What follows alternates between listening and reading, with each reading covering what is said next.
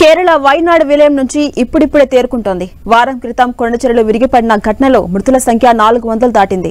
గాలింపు చర్యల్లో ఇంకా మృతదేహాలు లభ్యమవుతూనే ఉన్నాయి. మృతుల సంఖ్య ఇంకా పెరిగే అవకాశం ఉందని అటు అధికారులు చెబుతున్నారు. మరోవైపు వైనాడ్లో సామూహిక ఖననాలు కొనసాగుతున్నాయి.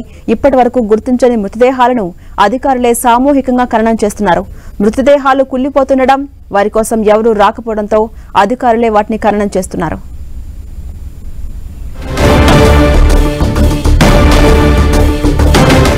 కేరళ వైనాడ్ విలయం నుంచి ఇప్పుడిప్పుడే తేరుకుంటోంది. వారం క్రితం కొండ చర్యలు విరిగిపడిన ఘటనలో మృతుల సంఖ్య 400 దాటింది. గాలింపు చర్యల్లో ఇంకా మృతదేహాలు లభ్యమవుతూనే ఉన్నాయి. అటు మృతుల సంఖ్య ఇంకా పెరిగే అవకాశం ఉందని అధికారులు చెబుతున్నారు. మరోవైపు వైనాడ్లో సామూహిక ఖననాలు కొనసాగుతున్నాయి. ఇప్పటి వరకు గుర్తించని మృతదేహాలను అటు అధికారులే సామూహికంగా ఖననం చేస్తున్నారు.